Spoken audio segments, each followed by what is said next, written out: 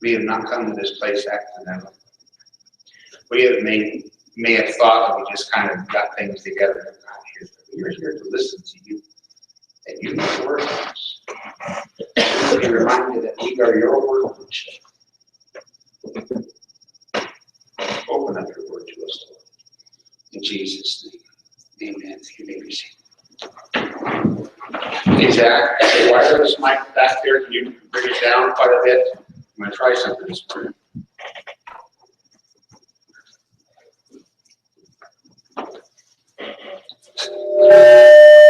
That's not. Let me go back and see if I can figure that out for you. We interrupt this program to bring in special news from our sponsor.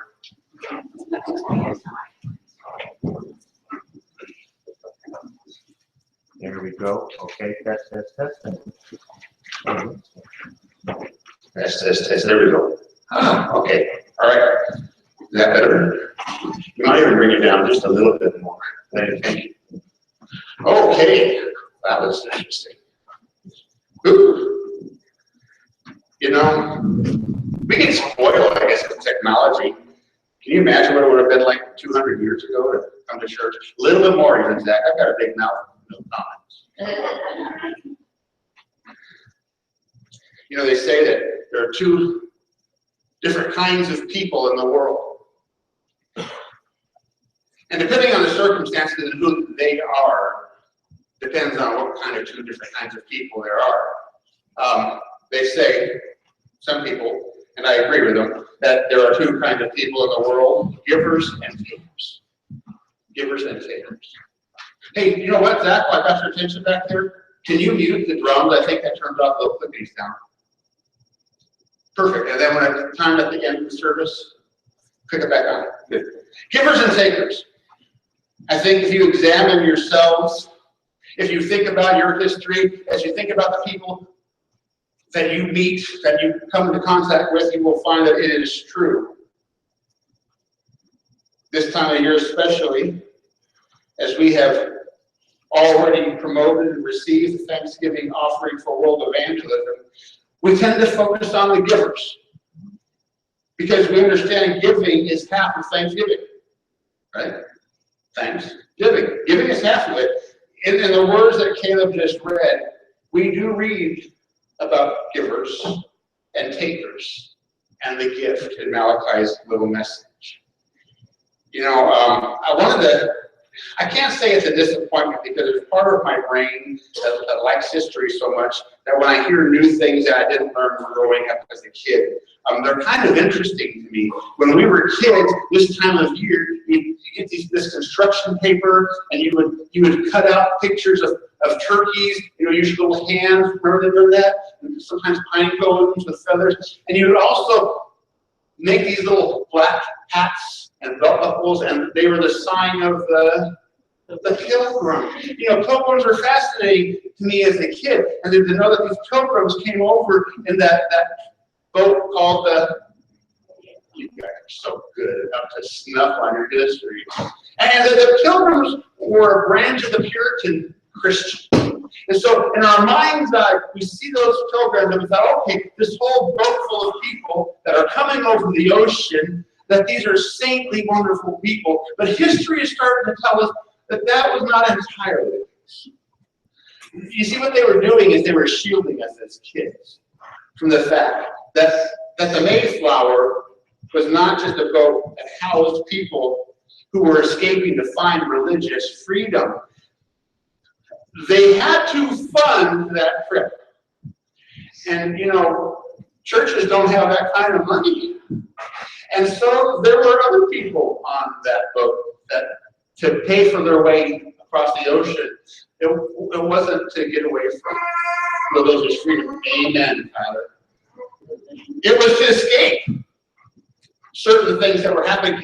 Some of them were there just to buy extra land because they were running out of land in England. But there were some people who were coming across that water to escape conviction and penalty for their crimes. You see, the Mayflower had Christians, but the Mayflower held both Christians and criminals. You could say then that the Mayflower and thus the early settlers, they were comprised of givers and takers. Givers and takers. Not much has changed, has it? You know as well as I do that there are still Christians and criminals, givers and takers in our world. I'm not just talking about here in America. I'm talking about the church. Among those who call themselves by the name of Jesus, there are givers and takers.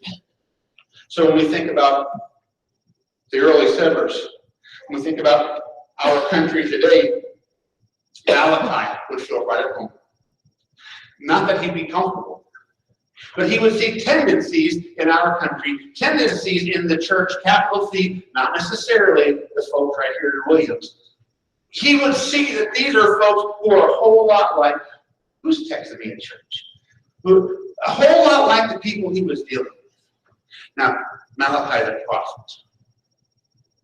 And as a prophet, he's a spokesman. And who is he a spokesman for? God. And to whom is he speaking? Israel. And Israel is who? Israel, they call themselves the people of God. They call themselves the children. And here's Malachi, among the children of God, and yet seeing that here are both saints and sinners. Here are both givers and takers. In fact, Malachi says that the whole nation of God's people were criminals. What was the crime? Well, the crime is right there in Malachi 3, verses 8 and 9. Let me read it again for you. Will a man rob God? Yet you are robbing me. But you say, how have you robbed me? In tithes and offerings.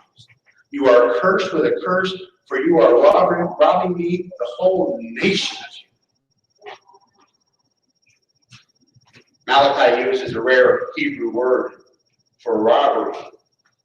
Distinctly pointed out to his people, God, through the prophet Malachi, doesn't just assert, doesn't just accuse, but proves that the chosen people, the children of God, were robbers. Remember the Ten Commandments? I don't know how much you've been practicing them. Love God. Don't serve idols. Do not swear. Keep the Sabbath. Show your folks you care. Don't kill, steal, cheat, or lie. And don't envy what belongs to your friends and neighbors. Give glory unto God. I'm the only one singing that? We'll have to do that for a song of a month or something. But you heard in the song, you remember in the Ten Commandments, that there is this command from God that says, thou shalt not steal. Later on, it says, thou shalt not covet. Covet gives kind of the passageway into stealing. We are not to hoard our selfish things, not to mention other people. We're not to rob each other. We're not to steal from each other. So, can I just say, how many have ever had anything stolen from them? Okay, keep your hands up. Raise them high. Wow, look at the number of people. Put your hands up. How many of you have ever had out your identity stolen from a credit card or something, or money or something? The number of those people too. It's a horrible thing. We had just rented an apartment or a house in Napa, Idaho. We had a little dachshund dog, Sebastian, and we were still kind of moving things around. This little bitty house. It wasn't very big, and we were poor college students. We'd just been married about a year, and it was a Sunday night, and everybody but one person apparently in Napa, Idaho, was at church. And that one person decided to break into our house. Now, fortunately, the sound of a barking dachshund kind of scared that person off. Nothing was stolen. They were one door away from getting all my guitar stuff and music stuff. If they heard the sound of the barking dog. When somebody steals from you, you feel vandalized. Someone's taken a piece of you. It's bad enough when somebody steals from another person. How much more when somebody steals from God? The one wonder how in the world were they robbing God? In fact, from the sound of Malachi, it sounds like they were wondering that themselves. How can we be robbing God? You see, God had entrusted them with stuff. No, different kind of stuff than we have today, obviously. Different day and age. They never had batteries to go into microphones and things like that. But they had stuff that God had entrusted them with. But they had greedily mishandled the blessing. Now, I try to make this clear every time I say something like this, because sometimes I'm afraid in the church that people just kind of hearing every other word might say that it's okay to watch this movie. I've never watched the movie Wall Street. Don't know anything about it. If you watch it, well, it's an awful movie, then forget it. I'm not saying go watch the movie Wall Street, but I did run into a clip this week of Michael Douglas standing before this committee. And in the movie Wall Street, he says these words. The point is, ladies and gentlemen, that greed, for lack of a better word, is good. Greed is right. Greed works. Greed clarifies, cuts through, and captures the essence of the evolutionary spirit. Greed in all of its forms. Greed for life, for money, for love. Knowledge has marked the upward surge of mankind. Greed. People of Israel would say, amen. They had taken all the blessings that God had given them, and without realizing, they become greedy. They've claimed it for their own. They've gone so far as to stop giving their tithes and offerings. They stopped giving that which God had allowed them to give. And the Hebrew word for tithe means tenth. Did you know that? Tenth. If you have 10 pennies, a tithe is how much? 1 cent. If you have $10, a tithe is how much? Okay, good. If you have $100, a tithe is how much? If you have $6,543.27, a tithe is how much? Never. I'm not kidding. No, you got that. No, boy. I don't like those math people. That kind of cloud my judgment. At the tithe, pretty easy math. I'm not very skilled in math. I'm not real fond of it, but it's easy to figure. Tithe, you just move over a decimal point. God's tithes and our offerings, that's the sign that you see on the screen when we pass the plate, so to speak. I don't like to say pass the plates. We give. We understand it is a form of worship, and we're pretty good about clarifying that or trying to clarify it. But it's on the screen purposely as God's tithe and our offerings. That which God has said, set apart of whatever you get. Whatever you get, set apart, a tenth of your wealth.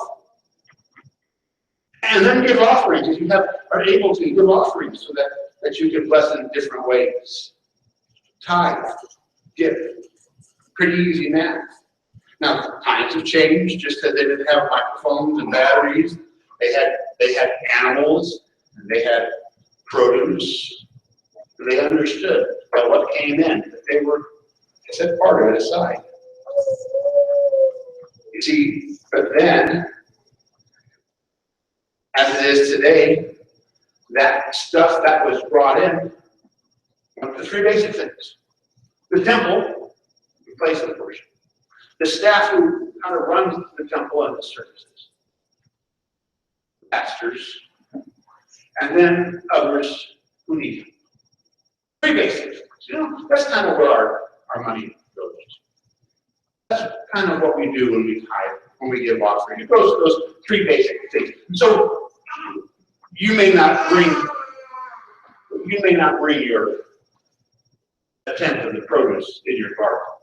Though I have had farmers bring me a tenth of the produce in their garden, at least some of it. I've had farmers give us beef, part of their time. It was something they did, is understanding that it's the least they could do to honor God with what God has given. Then is now, same thing. But you see, Israel, they weren't doing what they knew they were supposed to be doing, what God had expected of them. God, This is the cool thing. God cares about his church and his people. And we love our church and our people, don't we? We sacrifice for our church and our people. We love to help out the church, to do what we can. We think we love the church. How much God, over the course of generations and generations, loves his people and desires that we come into mutual agreement providing for his church. But in Malachi's day, they were greedy.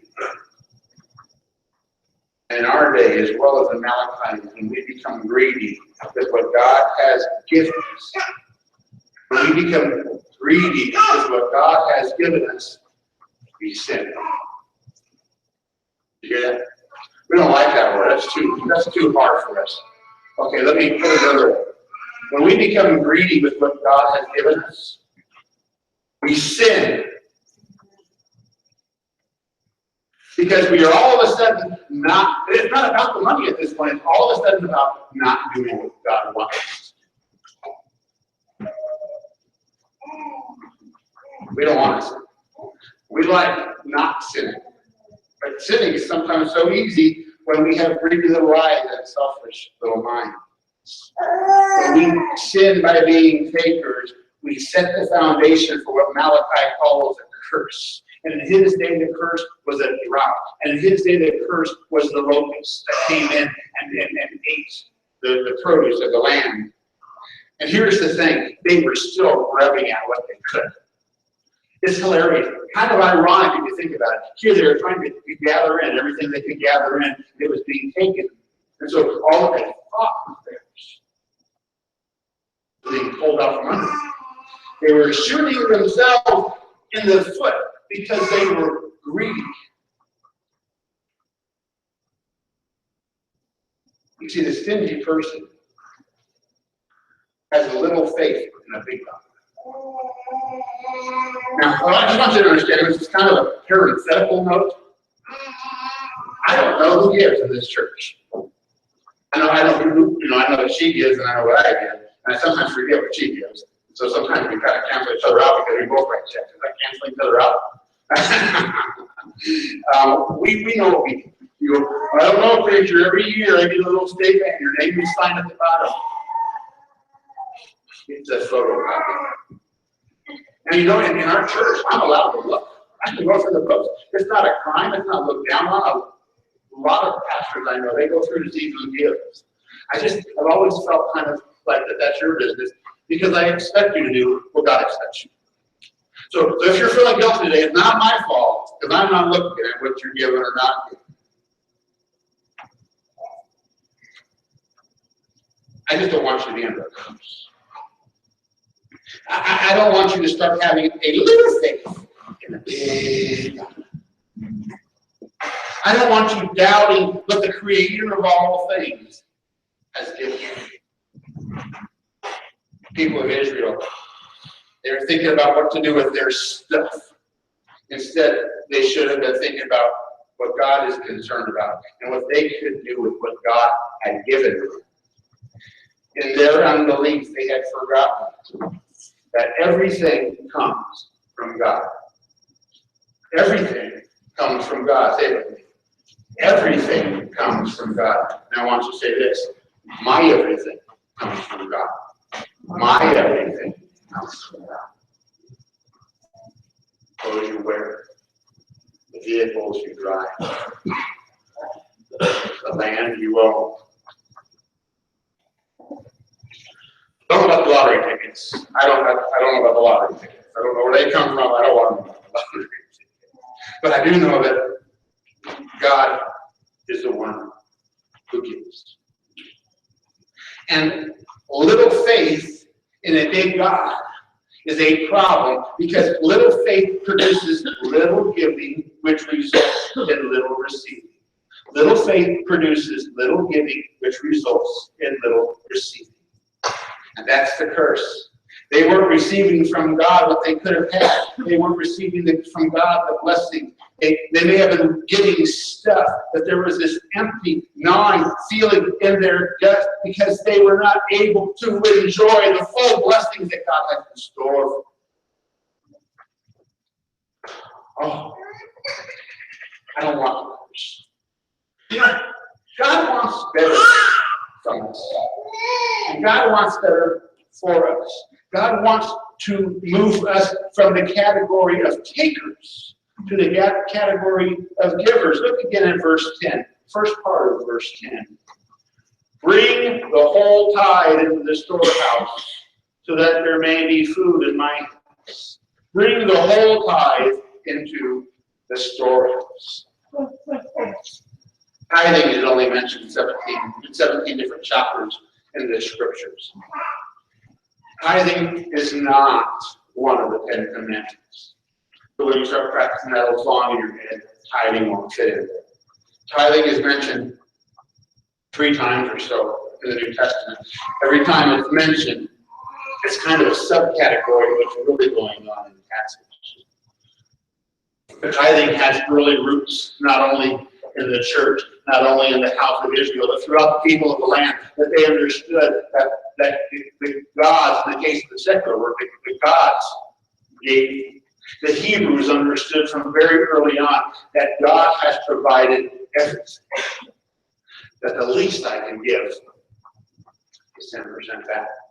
Entrusting the one who has entrusted me. That's what tithing is. Entrusting the one who has entrusted me. I'm not even going to the whole part where I can say, that's just the 10%. What does God want you to do with the 90%? Maybe that's for another day. It's not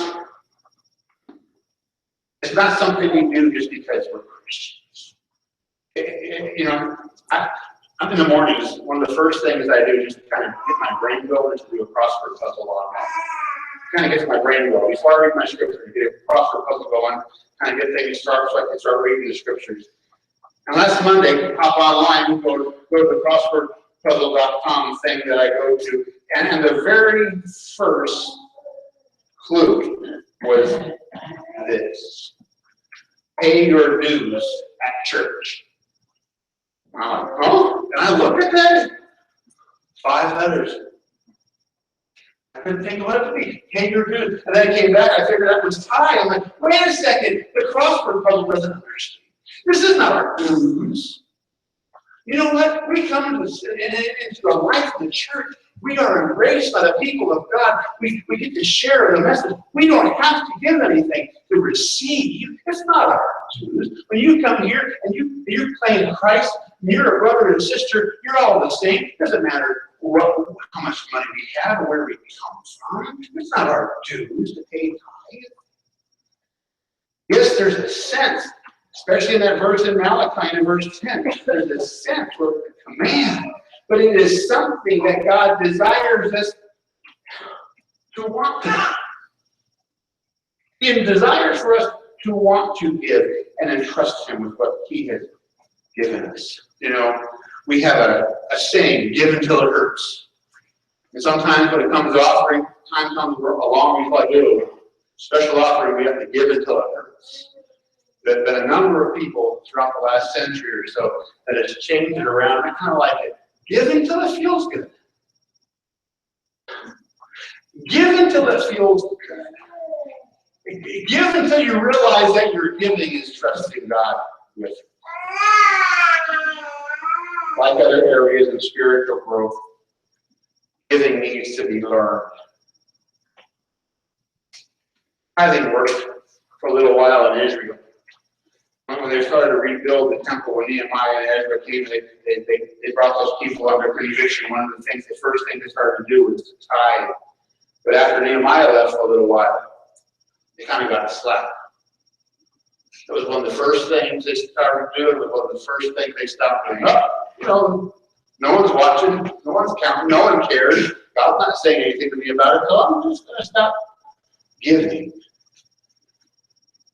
Tithing needs to be learned and continued to be practiced. I had a very good blessing for just a very short period of time before going from college to seminary to have my favorite college professor serve as an interim pastor at the First Church. And to hear him preach on Sunday and then have class with him Monday, Wednesday, and Friday was kind of a cool thing. And some of the things started to mesh between the practical theology of what was happening on Sunday morning to what he was instructing us. And I can't remember how we got on the topic, but he was talking about giving. And he was talking about why he did this. And I had noticed that he had done this, and I thought it was a pretty cool deal. That when it came time for offerings, every week he'd make sure he had a check. He would take that check up in front of everybody, he'd place it in there, right there in the office. It was kind of a showy thing. We might have funny feelings about that, but what was he trying to do? He was trying to teach those within the ministry as well as the people of God that we can. We don't even think about it. It's just kind of who we are. People need to know that we entrust God with what we have. I never know how much he gave. I don't know how much those checks were. It didn't matter. But the fact that I knew he was practicing what he preached. In his book, The Treasure Principle, Randy Alcorn has a number of great little headings, great little principles. And one of his principles is this: my heart always goes where I put God's money. My heart always goes where I put God's money. Where are you putting what God has done? Where are you putting it? And did you hear Malachi's command? God's command through Malachi. Bring the whole tithe. The whole 10%. That's all he's asking. He has the right to 100%. He said, bring the whole tithe, the whole 10%. And I can't tell you how many times it's happened. If you've done this with me, I'm not being critical of you at all. It's something that happens in every church I've been part of. Pastor, do I tithe on the net or on the gross? Good question. I don't care. I'm not going to find out. I just wish you would do it for you. You know, I wish we could trust God enough with my little bit. You know, I don't think that we have any millionaires in the church. We're kind of all the same. You know, we get by, and God provides for us as we get by. The square that we have in the back, the ways you can give to the churches and ministries through automatic giving nowadays provides an extra way to give money to the church. God has commanded 10%. And in his commanding, he is expecting us to be obedient. Scripture also says that the cattle on 1,000 hills belong to him. Right? Does God really need your money? He's got the cattle on 1,000 hills. Hey, you got cows, you don't need anything else. I don't need to be cows right now. I got some beef. Beef would be good. We understand that God does not need for himself anything we have to offer him. Not our words of praise, not our attendance on Sunday morning, not our talents and energies, and certainly not what we give. Look at Psalm 24, verse 1.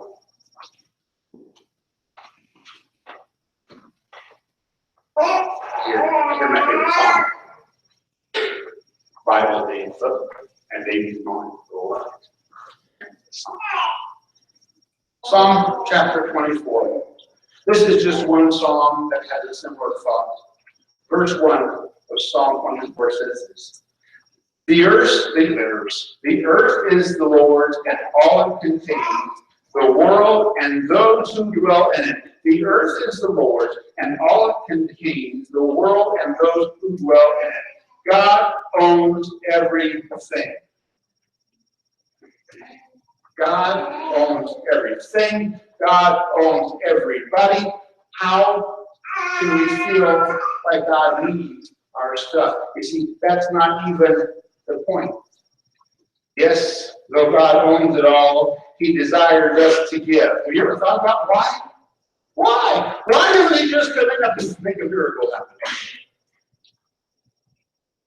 Maybe it is in our giving that we stomp out the curse, and that we realize that in our giving that we are the ones who are truly receiving. I heard the words of an author, a millennial author, a young woman. When the topic of giving brought up, she wrote this article. And she's talking to pastors like me, and she's talking to church folks like you, and she says this: don't expect us millennials, don't expect us to not be interested. Please hold us accountable and push our faith. You'll thank us for it. People want to know how God can use them. It doesn't matter how old you are. They go tithing for the old people in the church. No, it's not. It's for all of us. Have you ever thought about what you have? Some of you have jobs that you hate.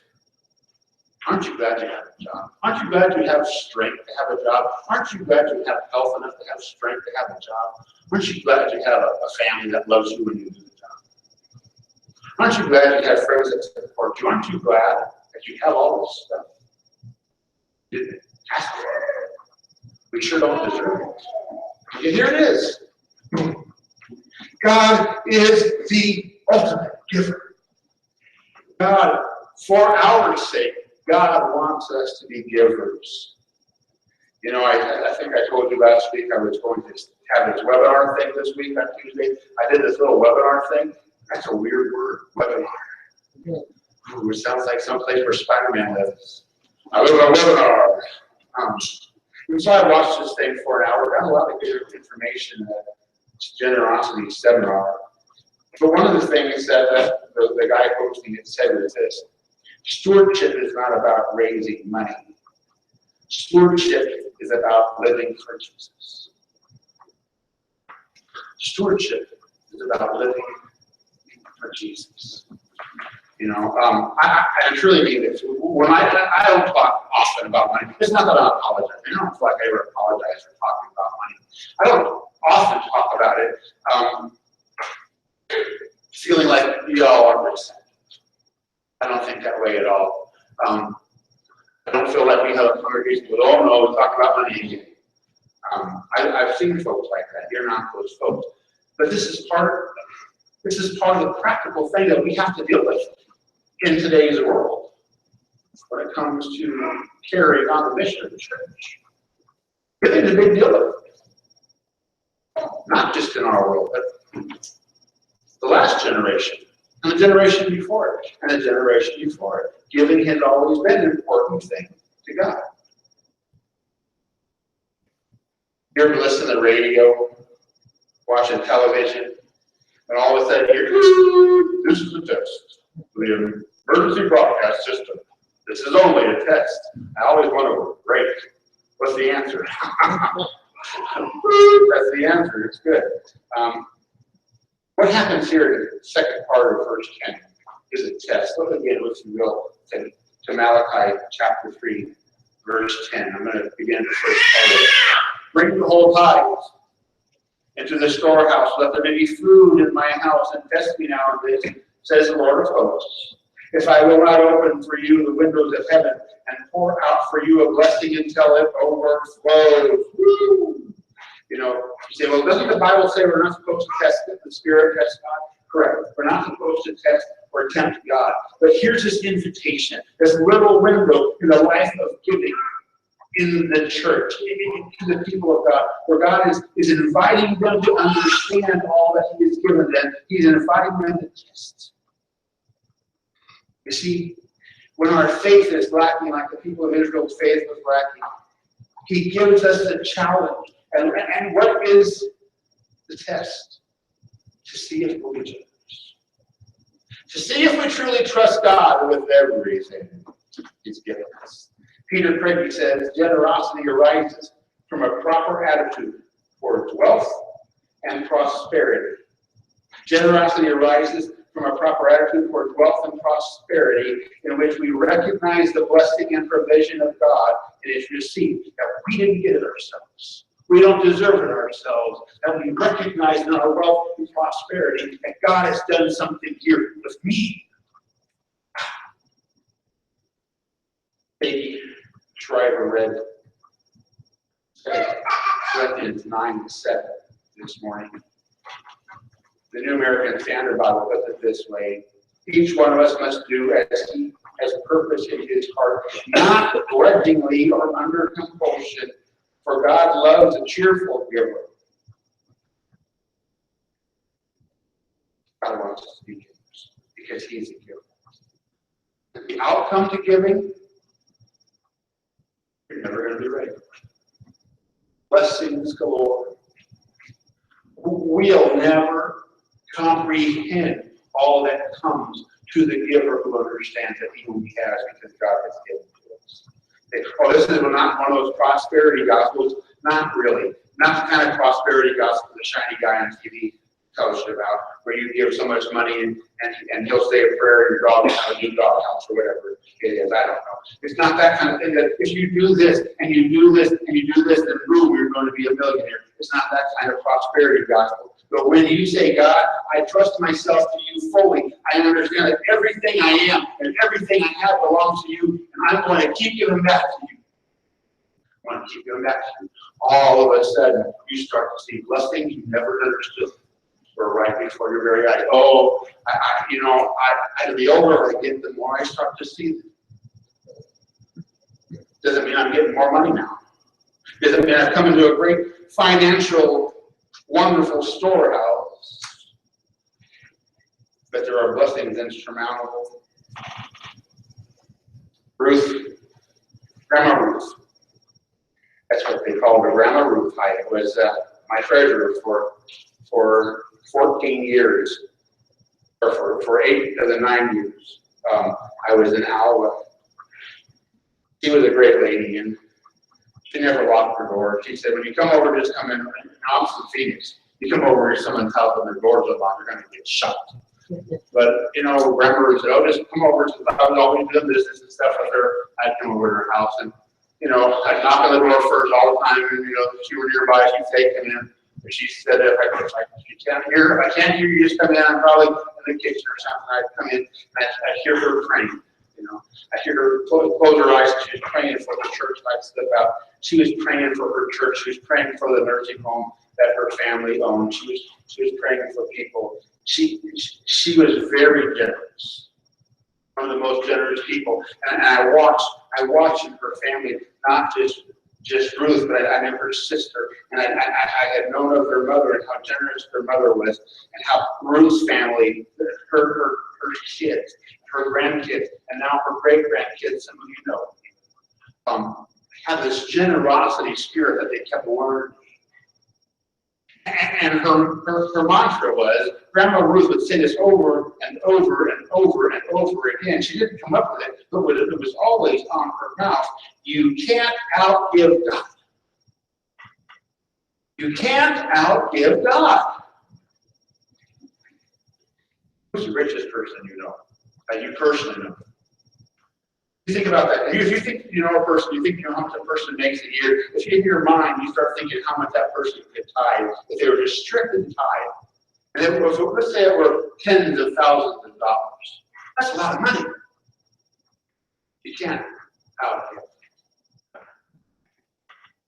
I'm not saying our money's not stuff we don't work hard for, because we do. We sure can't measure the blessings of God. Malachi says that the windows of heaven would open. What a beautiful imagery there. It was referring to the rains coming down upon that dry land that was cursed. The rain coming down, the crops going up, and that which they thought that they owned, now they understood came from God, and it was being multiplied and multiplied and multiplied. Some of you remember that old hymn, Heavenly Sunlight. I like the sun. Man, I am a summer person. When it starts to get cold, I thought, oh no, I'm going to be caught in the wintertime for 4 or 5 months. I like the sun. I like to see the sun. But oh, how I want not the heavenly sunlight so much as the heavenly rain. For God to pour out his blessings upon us. read a newspaper article in Florida published about a churchgoer who decided to sue his church. How about that? If any of y'all want to sue our church, good luck. I'll give you the $15 up front. Save you on the lawyer's expense. In that article, the man that is suing his church says this: I delivered $800 of my savings to the church. And the man in his court suit, in response to the pastor's promise that blessings, benefits, and rewards would come to the person who did the tithe, the 10% of his wealth. I did not and have not received those benefits. He doesn't get it. The curse has consumed him. He has a curse mentality, and he receives a curse. Deuteronomy 15:7-11 talks about how the blessings of God will bring us blessing upon blessing when we are generous. It says that God blesses those with an open hand. I want to have open hands. I don't want to have clenched fists. Remember last week when I preached on good soldiers? Probably don't remember me saying this, but I said something to the effect of, our biggest aim as Christians is to please Jesus. Right?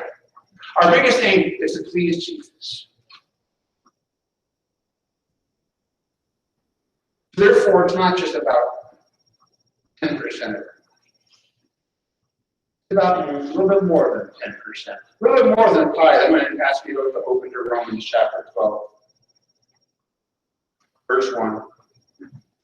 Therefore, I urge you, listen to the reading. Therefore, I urge you, brethren, by the mercies of God, to present your 10%, to present your bodies a living and holy sacrifice acceptable to God, which is your spiritual service of worship.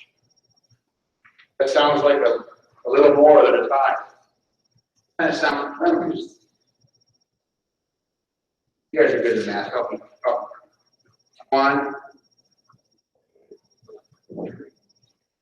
4, 5, 6, 7, 8. So 10% of this,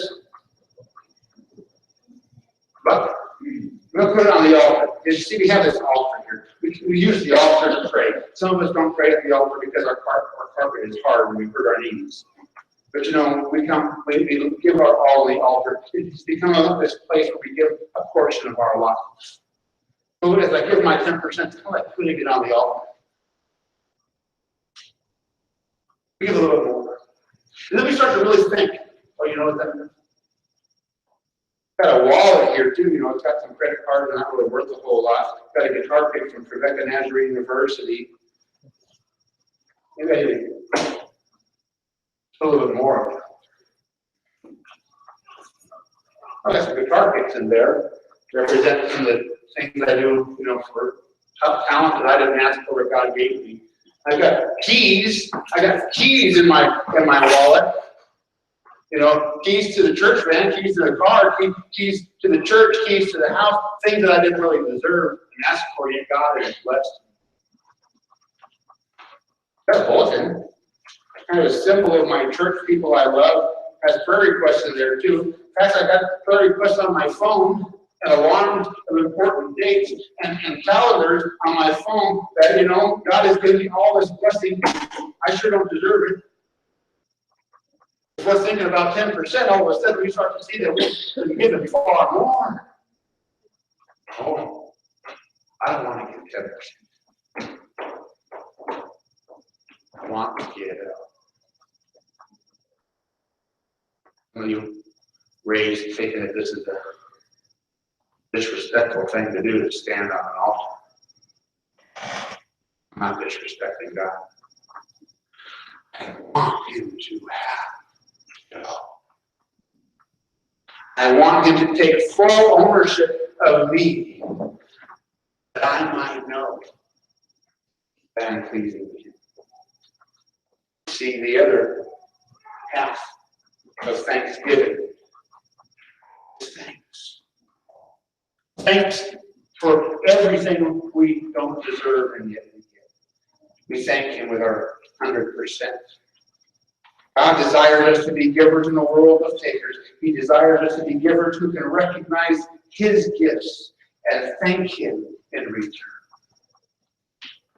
Thank Him. Let's stand together in a form of closing. Let's sing.